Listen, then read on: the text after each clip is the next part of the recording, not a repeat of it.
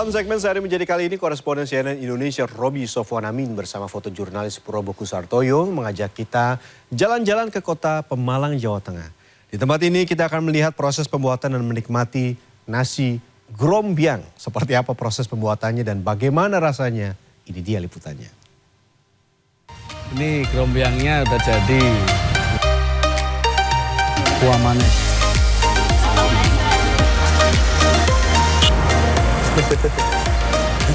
Bu, tuker bu.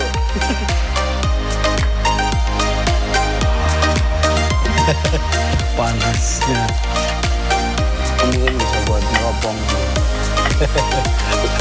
Nasinya.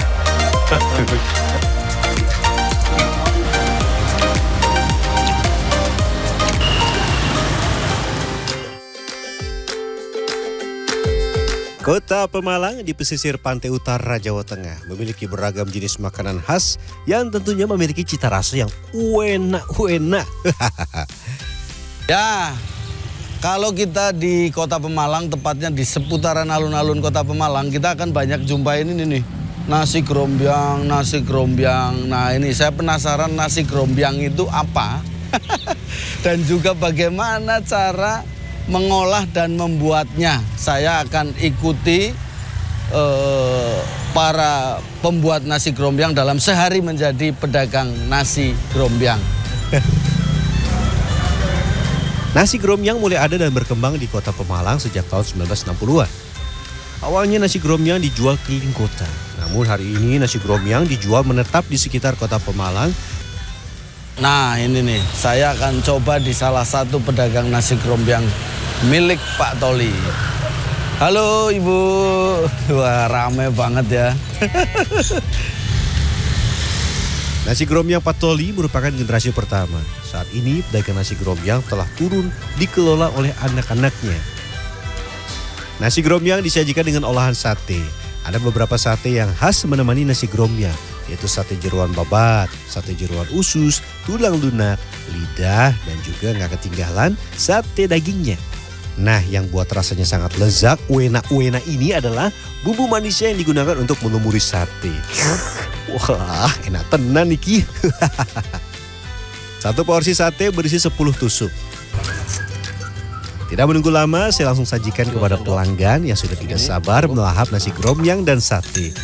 Harga satu porsi nasi grombyang Rp16.000. Sementara untuk satenya dijual Rp5.000. Selamat menikmati ya. Ini spesial dari kami. Widi Aji Wibowo, warga Pemalang yang bekerja di luar kota, mengaku selalu menyempatkan menikmati nasi grombyang saat sedang berlibur pulang kampung. Suka semua sih dari grombyang sama satenya. Untuk melihat proses pembuatan nasi grombyang, saya harus mengikuti proses dari mulai belanja bahan-bahan ke pasar sejak pagi hari. Hari ini saya akan ikut belanja untuk apa? Grombyang. Di pasar pagi ini sama ibunya. Pakai naik becak. Iya. Dah.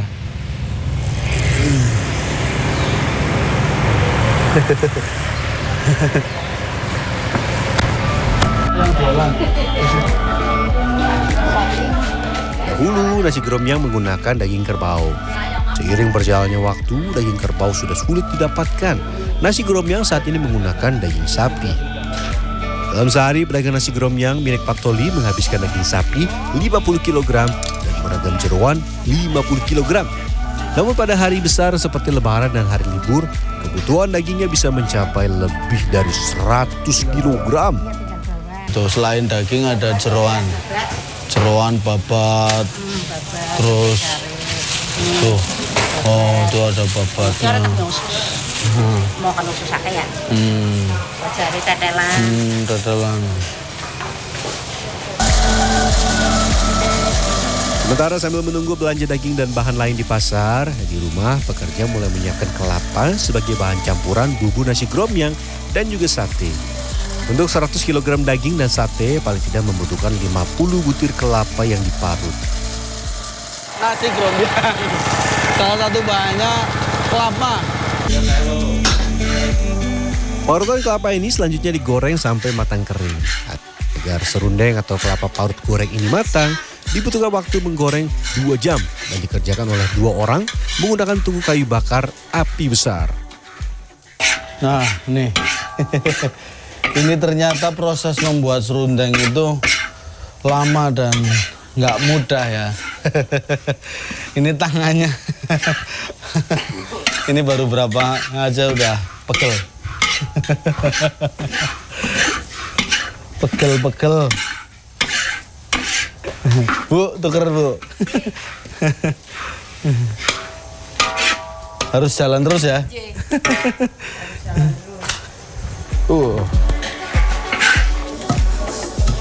Serundeng yang telah jadi selanjutnya ditumbuk seperti ini. Harapannya dia bisa lembut seperti ini. Ya, bisa lembut. Tidak seperti pada saat selesai digoreng ini masih kasar. Daging yang digunakan untuk nasi grombyang merupakan daging segar yang dibeli setiap hari di pasar. Nah, ini kalau yang tadi daging, kalau ini kepala, ada lidah, terus ini bagian-bagian kepala. Nah, ini tadi dagingnya di sini, ini bagian kepala.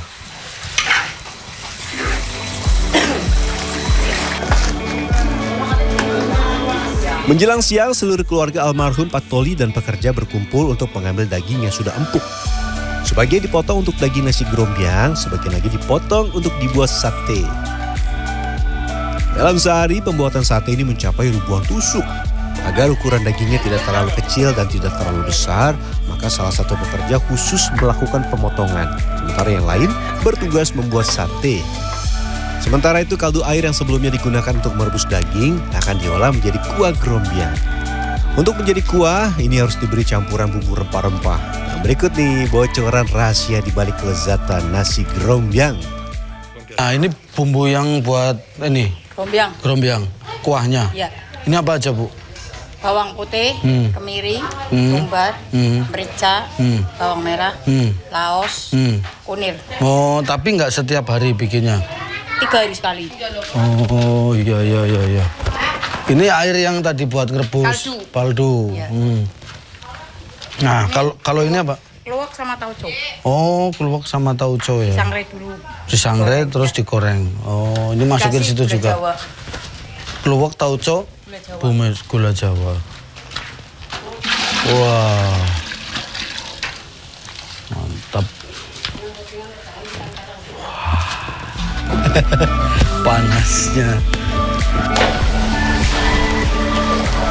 Menjelang sore, tinggal persiapan berangkat ke tempat jualan.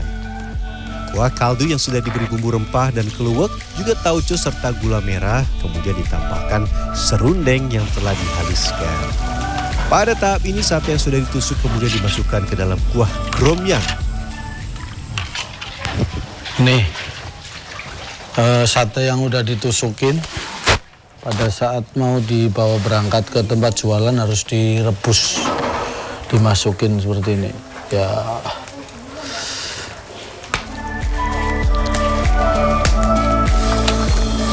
Oh iya, jangan sampai ketinggalan daun bawang. Pemotongan daun bawang dilakukan pada bagian akhir agar daun bawang yang merupakan campuran nasi grombyang tetap segar saat disajikan.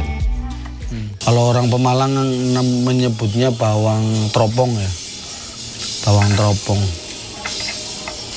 Bawang teropong ini karena mungkin bisa buat neropong ini. Nasinya. Nah, saatnya ini untuk persiapan jualan. Seluruh olahan masakan selanjutnya dibawa ke tempat jualan. Mumpung ada yang megangin, saya mencoba untuk mengayu beca menuju tempat jualan di kawasan alun-alun Kota Pemalang. Jarak dari dapur tempat produksi ke alun-alun Kota Pemalang ini sekitar 1 km. Jualan nasi grombyang ada berapa tenda? Sementara itu, sejumlah pekerja lain mulai menyiapkan lapak tempat jualan. Sesuai ketentuan pemerintah, para pedagang kaki lima di kawasan ini boleh berjualan dan membuka lapak setelah jam 2 siang. Nah, kalau pedagang nasi grombyang yang biasa di Pasar Anyar, dia bongkar pasang. Kalau jam segini siang, jam 2 dia pasang ini tenda, Terus nanti selesai sampai jam 9 malam ya Pak ya. Tutup mereka bongkar lagi. Setiap hari begitu. Ini saya lagi pasang tendanya.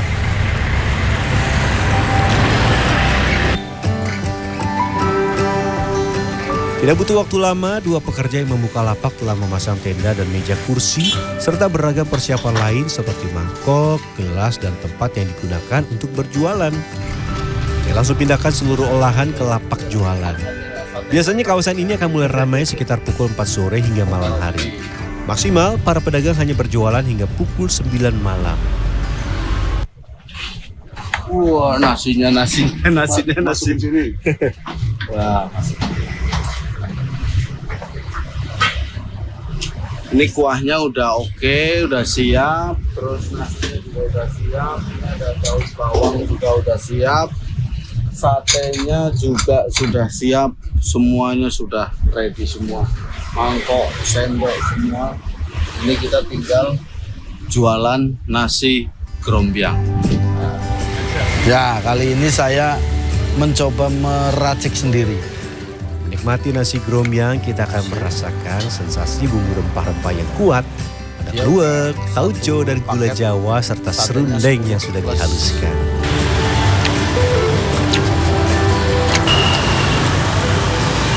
Nah, ini grombyangnya daging sapi. Ini satenya juga daging sapi, ada babat sapi, ini ada jeroan. Ini harganya satu mangkok ini 16.000, kalau satenya 5.000 per tusuk. Jadi nasi grombyang khas Pemalang ini dari daging sapi, aroma cita rasa bumbunya sangat terasa banget. Selamat mencoba. Roby Sofwan Amin, Probokus Hartoyo, Pemalang, Jawa Tengah.